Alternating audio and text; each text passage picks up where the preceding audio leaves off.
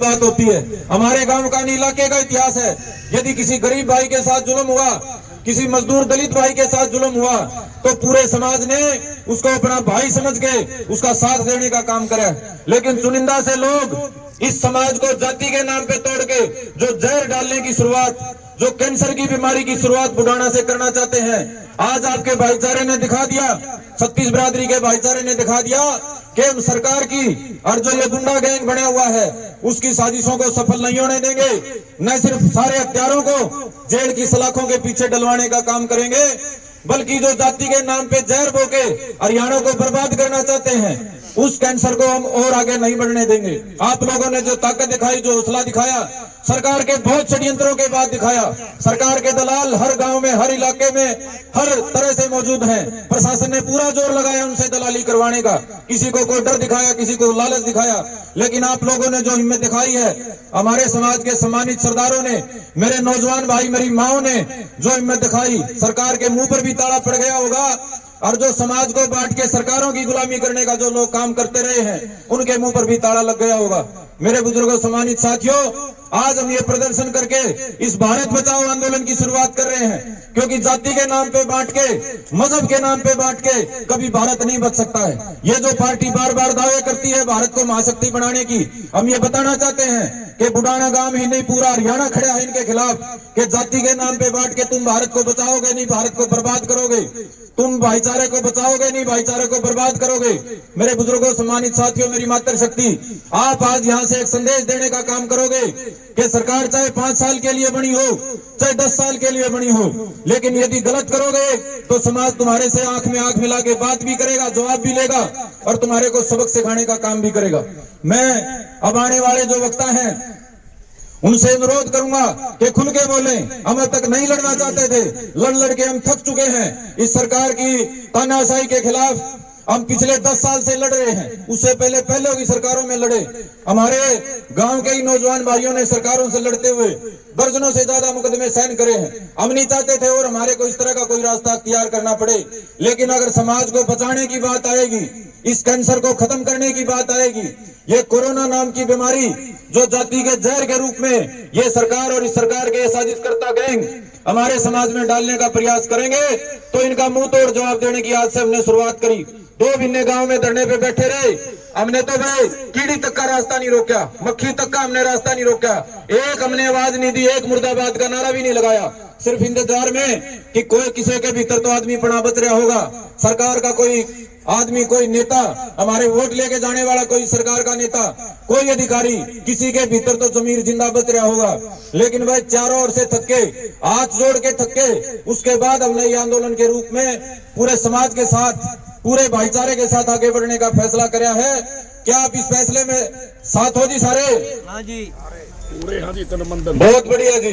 नहीं तो मैं एक बात गांव में हम बता के आए हैं, ये कैंसर की बीमारी शुरुआत में छोटी दिखाई देती है, जाति के नाम पे ये जहर का जो कैंसर यहाँ से डालने की शुरुआत हुई है, जो कसाई पने से यहाँ हत्याएं करने की शुरुआत हुई है, अगर इसको कैंसर को आप यहीं खत्म नहीं करोगे, एक दिन ये हरियाणा के पूरे छत्तीस बिरादरी के भाईचारे को बर्बाद कर देगी। जिस तरीके से बिहार में जाति के नाम पे जहर फैला के हजारों हत्याएं हुई हैं, जिस तरीके से वहां जाति के नाम पे सेनाएं बढ़ के फूलन देवी ने सैकड़ों मर्डर करे हैं, समाज को बर्बाद करने का काम किया है। अगर वो तो ये सरकार करवाना चाहती हो तो सरकार सोई बैठी रहो, ना तो आज ये भाईचारा ये संकल्प करके आया है कि हम हरियाणा को बिहार नहीं बनने देंगे, हम हरियाणा को अपराध का अड्डा नहीं बनने देंगे। जिस दिन से हमारे गांव में हत्याएं हुई हैं और जो प्रशासन की लाल फीताशाही कह लो, लापरवाही रही है, जो अपराधियों के हौसले बढ़ाने का काम किया है, उसके बाद हमारे इलाके में कई हत्याएं हो चुकी हैं। क्यों हो चुकी हैं? क्योंकि सरकार को ये देख लिया अपराधियों ने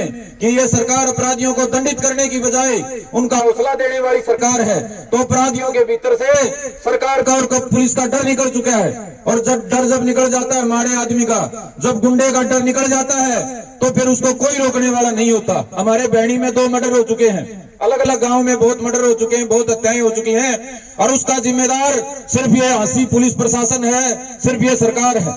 अगर हमारे को न्याय दे देते, जो साजिश करता, जो मास्टरमाइंड जिसने हमारे बच्चों का दिमाग खराब करके उनको कसाई बना दिया, अगर उनको 302 में जेल में डाल दिया होता, जो साजिश करता समाज में जहर फैला के समाज का नाश कर रहे हैं, अगर उनको दंडित कर दिया होता और जो पीड़ित परिवार हैं उनके आंसू पोंछने का काम कर दिया होता तो आज हरियाणा में हत्याओं का ये दौर नहीं चला होता। लेकिन आज ये सरकार भी सुन ले, जिला प्रशासन भी सुन ले, हम लड़ना नहीं चाहते थे, तुमने लड़ने पे मजबूर कर दिया। इस लड़ाई का अंजाम चाहे जो भी हो, हम समाज को किसी भी हालत में बर्बाद नहीं होने देंगे।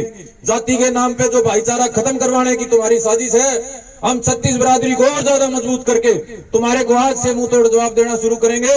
न्याय मिलने तक लड़ेंगे, चाहे जो भी हमारे को परिणाम इसका मिले। और मैं बार बार धन्यवाद देता हूं, एक बुलावे पे जो ताकत इस पूरे इलाके ने, भाईचारे ने, समाज ने, जो सोशल मीडिया के माध्यम से भी भाई यहाँ पहुंचे, उन्होंने दिखाई है, हम उसके लिए सदा आपके आभारी रहेंगे। ये मेरे पत्रकार साथी, यूट्यूबर साथी, आपने पहले दिन से लेके 2 महीने जो तपस्या करी है सर्दी में, ये पूरा समाज सदा आपका आभारी रहेगा। तो मैं मेरी बात को विराम देने से पहले आपसे अपील करूंगा, जो भाई यहाँ बोलने के लिए खड़ा हो, बिल्कुल खुले मन से आज से हम सरकार के खिलाफ जंग की शुरुआत करते हैं, इंकलाब की, आंदोलन की शुरुआत करते हैं। हम लड़ना नहीं चाहते थे, 2 महीने बहुत हाथ जोड़े, लेकिन हमारे धैर्य की सारी परीक्षाएं इन्होंने मजाक में ले ली।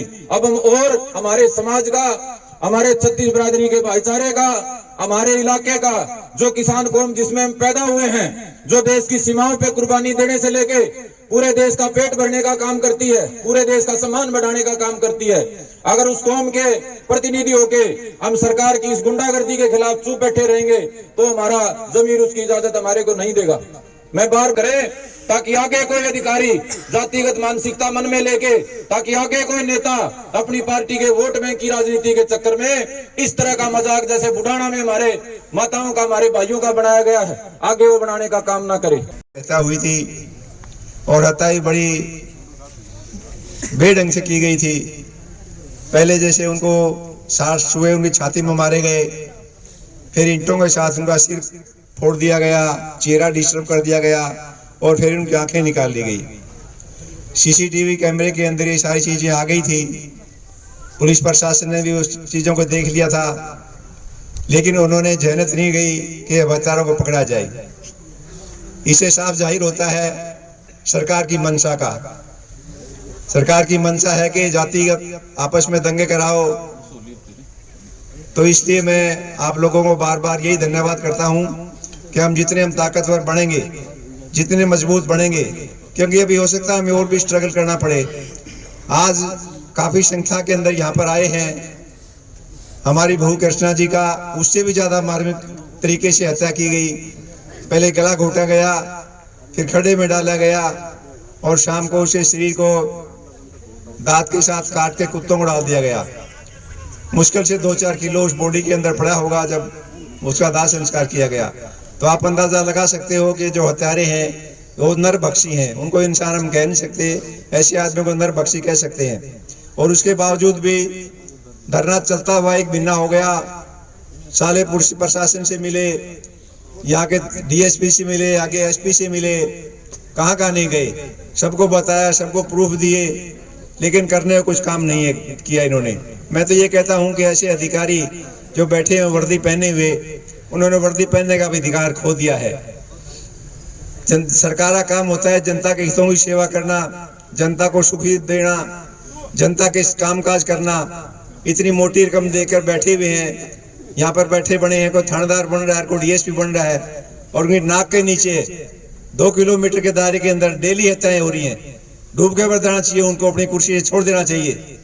भगवान भी उनको माफ नहीं करेगा आने वाले टाइम के अंदर। 4 किलोमीटर बहनी है यहाँ से, हर 2 दिन के बाद एक हत्या हो जाती है। बुढ़ाने के अंदर मर्डर हो रहे हैं, पकड़ नहीं पा रहे उनके ऊपर। और एक भी सवाल उनके पास अगर करने के लिए जाते हैं तो हमें 4 दिन का टाइम दे दो, हमें 10 दिन का टाइम दे दो।